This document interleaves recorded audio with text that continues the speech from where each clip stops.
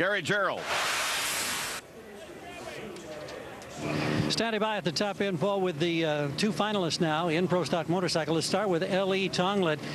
You and your team have kind of run a gamut of emotions over the last 2 or 3 events with all sorts of complications and motor woes. Are you back on track solidly? We're not 100% back on track, but each run this Nitrofish Suzuki is just coming around. You know, we're struggling in 60 foot, but each pass, like I said, it's getting better and better. So now we just got to get one more in there for this Nitrofish Suzuki. And Kenny Koreski and my mom and dad and my brother and my little sister, we just need to get this win. I'm going to slip around the back of Ellis' bike here, and we'll slide over and get a word with Chip Ellis as well. Boy, how does it get any better than going to a final when you get back in here? I'll tell you what, Gary, we went from 0 to hero this race, and I'll tell you, it's for Kuryakin Motorcycle Products, this is a great deal for them. It's a great deal for us, and I'll tell you, I'm just happy. I got to thank Luciano Santana, the guy that does the cylinder heads on this thing. This is our not so good motor. Well, he's going to massage it. Stat guy? Think about this one. No pro stock rider in the history of the class has gone from a DNQ, which Ellie had at Norwalk, to a race win at the next event. That's never happened. That's something to watch coming up in the final of pro stock bike. I love that stuff. Speaking of Ellis Tonglet, here he is on his Suzuki, ready to go up against Chip Ellis. We're talking 2 guys that are both looking for their 7th career win. Chip Ellis on the Buell. Buell Suzuki, the final in Pro Stock Motorcycle.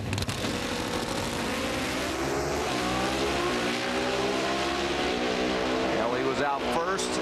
Say goodbye. And you don't let Ellie out of the gate first. 7:04, 188 miles an hour, and Ellis Tonglet goes from a DNQ to a win in just 2 weeks.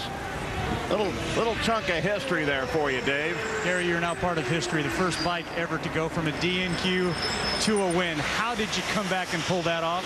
Well, we just got a new motor at the last race, and it was tight, and we only had 2 qualifiers. It didn't. The crank was tight. It never loosened up.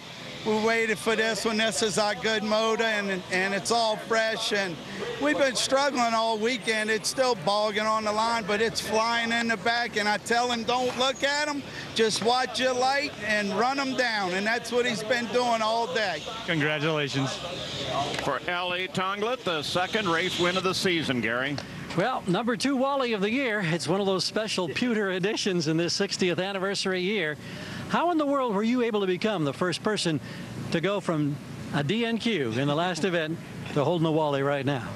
It's a lot of work, you know. Hard work pays off, and I don't want to be the first to do that, but I guess we are. So I can't thank Vance and Hines enough for giving us good motors.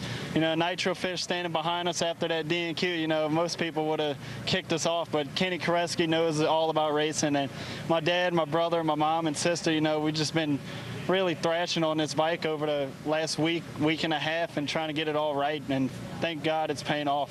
Indeed it has. Congratulations. Thank you. Good job.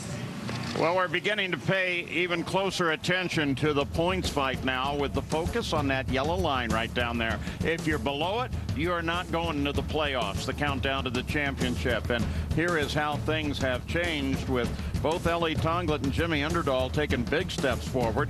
Matt Smith getting into 3rd place, going around Andrew Hines. How about Chip Ellis? He moved up 4 positions. Could have gotten the top 10 had he got that round win. David Hope is also running very well. That's going to be a battle right to the end.